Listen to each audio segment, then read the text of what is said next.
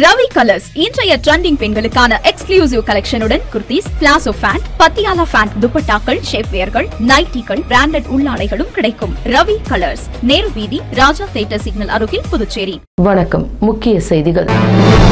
மருத்துவ படிப்பை தொடர முடியாத ஏழை மாணவர் கல்லூரி கட்டணம் செலுத்த முடியாமல் தவிப்பு. புதுவை பஜார் ஆன்லைன் செயலி வணிகர்கள் கூட்டமைப்பு ஏற்பாடு. புதுச்சேரியில் யாருடனும் கூட்டணி இல்லை, தாவேகா பொதுச் செயலாளர் ஆனந்த் தகவல். மிலாடி நபியை ஒட்டி மது விற்க தடை, புதுச்சேரி அரசு வருவாய் மற்றும் பேரிடர் மேலாண்மைத்துறை ஆணையர் தகவல். இனி விரிவான செய்திகள். அரசு ஒதுக்கீட்டில் சீட் கிடைத்தும் மருத்துவ படிப்பை தொடர முடியாமல் புதுச்சேரியை சேர்ந்த ஏழை மாணவர் தவித்து வருகின்றார். புதுச்சேரி மாநிலம் கரிக்கலாம்பாக்கத்தை சேர்ந்தவர் ஐயனார். இவரது மகன் ராஜகுரு நீட் தேர்வில் 187 மதிப்பெண் பெற்றுள்ளார். அரசு பள்ளியில் படித்த ராஜகுருவுக்கு புதுச்சேரி அரசு பள்ளி மாணவர்களுக்கான 10% சிறப்பு இடஒதுக்கீட்டின்படி பிம்ஸ் மருத்துவக் கல்லூரியில் படிக்க இடம் கிடைத்துள்ளது.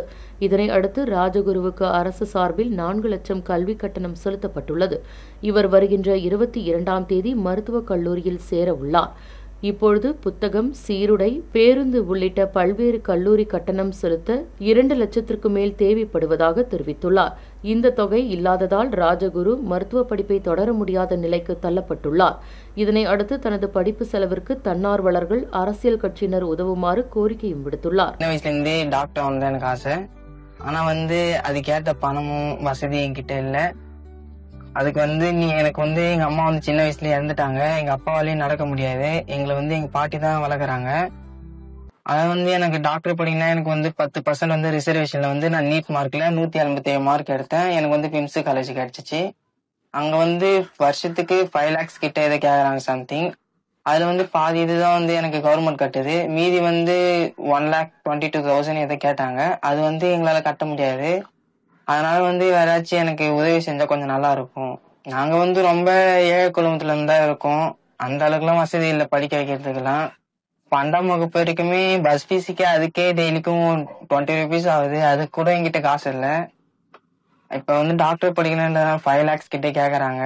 அதுல 4 lakhs கிட்ட கவர்மெண்ட் கட்டிடும். மீதி காசு கட்டுறது கூட என்கிட்ட காசு இல்லை ஒருத்தரும். நீங்க தான் ஏதாச்சும் பார்த்து செய்யணும். வெளிநாட்டு ஆன்லைன் நிறுவனங்களுக்கு போட்டியாக புதுச்சேரி வணிகர்களுக்கு என்று தனி ஆன்லைன் செயலி அறிமுகம் செய்யப்பட்டுள்ளது. இன்றைய காலத்தில் ஆன்லைன் வர்த்தகம் உள்ளூர் வணிகர்களுக்கு மிகப்பெரிய சவாலாக உள்ளது.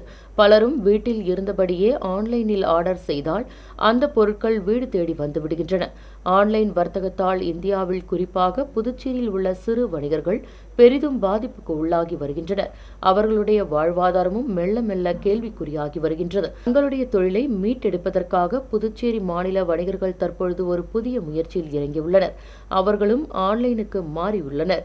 மேலும் புதுச்சேரி பஜார் என்ற செயலியை அவர்கள் உருவாக்கி அதில் புதுச்சேரியில் பெரும்பான்மையான வணிகர்களை இணைத்துள்ளனர்.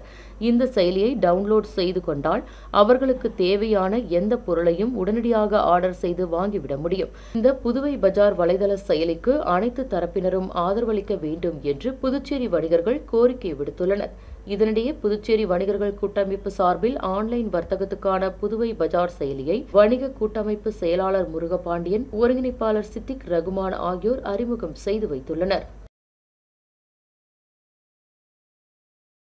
புதுச்சேரியில் யாருடனும் கூட்டணி பேசவில்லை என்று தாவேகா பொதுச் செயலாளர் ஆனந்த் தகவல் தெரிவித்துள்ளார். தாவேகா பொதுச் செயலாளர் ஆனந்த் அறிக்கை ஒன்றை வெளியிட்டுள்ளார். அதில் தமிழக வெற்றிக் கழக தலைவர் விஜய் வழிகாட்டுதலின்படி வரும் 2026 தமிழக சட்டசபை தேர்தலில் பெரும்பான்மை பலத்துடன் வெற்றி பெற்று ஆட்சி அமைப்பதற்கான வியூகங்கள் அமைத்து தேர்தலை சந்திக்க தாவேகா தயாராகி வருகிறது எனவும், இந்நிலையில் 2026 சட்டசபை தேர்தலில் ஆட்சி மாற்றத்திற்கான முதன்மை சக்தியாக ஒட்டுமொத்த தமிழக மக்களின் ஆதரவை தாவேகா பெற்று வருவதை மடைமாற்றம் செய்யும் நோக்கில் அடிப்படை ஆதாரமற்ற தகவல்களை கொண்டு புதுச்சேரியில் தாவேகா கூட்டணி என உண்மைக்கு புறம்பான தகவல்கள் வெளியாகி உள்ளதாகவும், இது முற்றிலும் தவறானது என்றும், இந்த வதந்தியை மக்கள் புறக்கணித்து விடுவார்கள் எனவும் கூறியுள்ளார். மேலும் கூட்டணி தொடர்பாக தாவேகா புதுச்சேரியில் யாருடனும் பேச்சுவார்த்தையில் ஈடுபடவில்லை எனவும், தாவேகாவில் புதுச்சேரி மாநில பொறுப்பாளர்களின் விவரங்களை கட்சித் தலைவர் விரைவில் அறிவிப்பார் என்றும், தேர்தல் நிலைப்பாடும் கட்சித் தலைவரின் முடிவே இறுதியானது எனவும் கூறியுள்ளார்.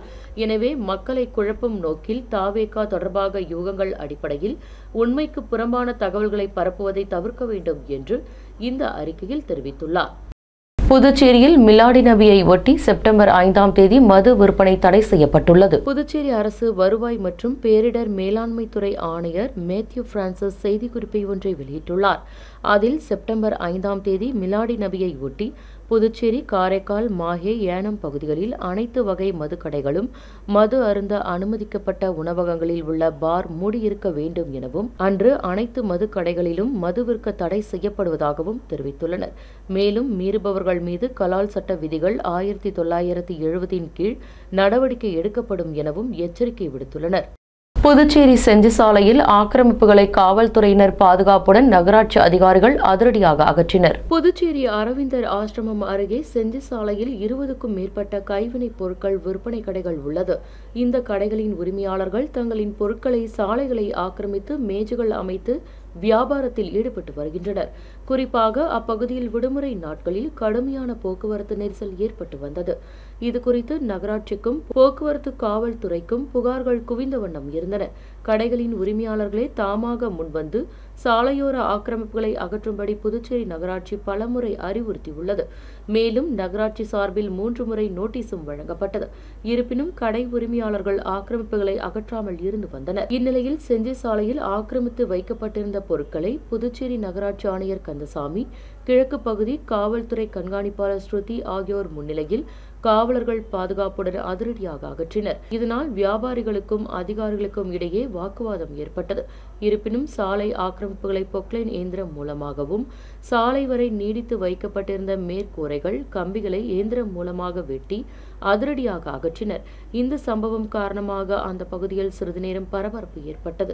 காந்தி வீதியில் உள்ள வேதபுரீஸ்வரர் கோவிலில் 31ஆம் ஆண்டு கொலு பொம்மை கண்காட்சி தொடங்கியது. புதுச்சேரி பொம்மை உற்பத்தியாளர்கள் சேவை தொழிலியல் கூட்டுறவு சங்கம் கடந்த 30 ஆண்டுகளாக கொலு பொம்மை கண்காட்சியை நடத்தி வருகின்றது.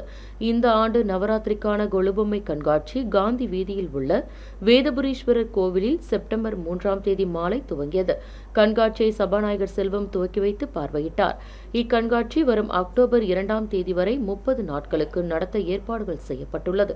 கண்காட்சியில் 60 லட்சம் மதிப்புள்ள கொலு பொம்மைகள் விற்பனைக்கு வைக்கப்பட்டுள்ளன.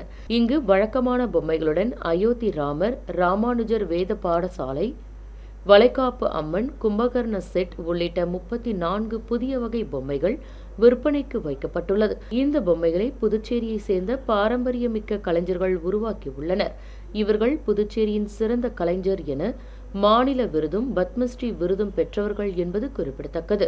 கூட்டுறவு சங்கத்துல அங்கத்தினர்லாம் இருக்கும். இதுல ஒரு 85 குடும்பங்கள் கொலு கண்காட்சியில பங்கு பெறாங்க. ஒவ்வொரு ஆண்டும் விற்பனை தொகையில 25% எடுத்துட்டு இருந்தாங்க. அது அரசாங்கத்துக்கு நாங்கள் முறையிட்டோம் 2 வருஷத்துக்கு முன்னாடி.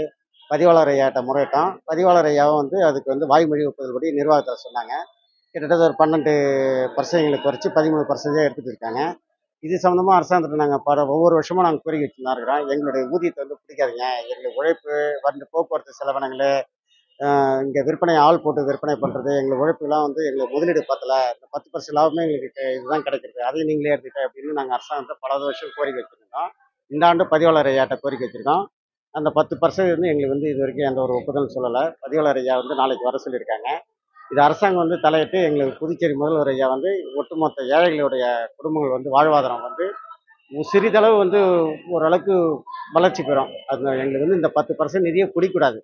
அரசாங்க நிதியிலே இந்த கண்காட்சி நடத்தணும். வாட்ஸ்அப் மொபைல் செயலிகளை பதிவிறக்கம் செய்ய வேண்டாம் என்று சைபர் கிரைம் காவல்துறையினர் எச்சரிக்கை விடுத்துள்ளனர். புதுச்சேரியில் தற்பொழுது மொபைல் வாட்ஸ்அப் குழுக்கள் மற்றும் தெரியாத நபர்களிடம் இருந்து ஆர்டிஓ இ-செலான் என்ற போக்குவரத்து விதிமீறல் தொடர்பாக அபராதம் செலுத்துமாறு மொபைல் லிங்க் ஒன்று பகிரப்படுவதாகவும், இந்த லிங்கை கிளிக் செய்து உள்ளே சென்று அதில் கேட்கப்படும் தகவல்களை பதிவிட்டால் தங்களது வங்கிக் கணக்கில் உள்ள பணத்தை மர்ம நபர்கள் மோசடியாக எடுத்து ஏமாற்றி விடுகின்றனர் என்றும், ஆகையால் வாட்ஸ்அப் ஆப்களில் வரும் இத்தகைய ஆர்டிஓ, செலான் லிங்க் ஆகியவற்றை பதிவிறக்கம் செய்ய வேண்டாம் எனவும், யோனோ SBI என்ற பெயரில் வரும் லிங்கை யாரும் பதிவிறக்கம் செய்ய வேண்டாம் எனவும் புதுச்சேரி சைபர் கிரைம் ஆய்வாளர்கள் தியாகராஜன் மற்றும் கீர்த்தி ஆகியோர் எச்சரிக்கை விடுத்துள்ளனர்.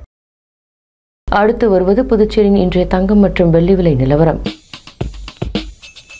இன்றைய தங்கம் வெள்ளி விலை விவரம். புதுவையில் இன்றைய தங்கம் வெள்ளி விலை விவரம் வழங்குபவர்கள் முத்து கோல்ட் ஹவுஸ், பாண்டிச்சேரி. தங்கம் 1 கிராம் 9795 ரூபாய். இன்றைய தங்கம் வெள்ளி விலை விவரம். வெள்ளி 10 கிராம் 1340 ரூபாய். இத்துடன் ஏஎம்என் செய்திகள் நிறைவடைந்தன. வணக்கம். உங்கள் ஏஎம்என் டிவி செய்திகளை யூடியூபில் உடனுக்குடன் காண ஏஎம்என் டிவி பாண்டிச்சேரி சேனலை சப்ஸ்கிரைப் செய்யுங்கள். பெல் பட்டனை மறக்காமல் கிளிக் செய்யுங்கள்.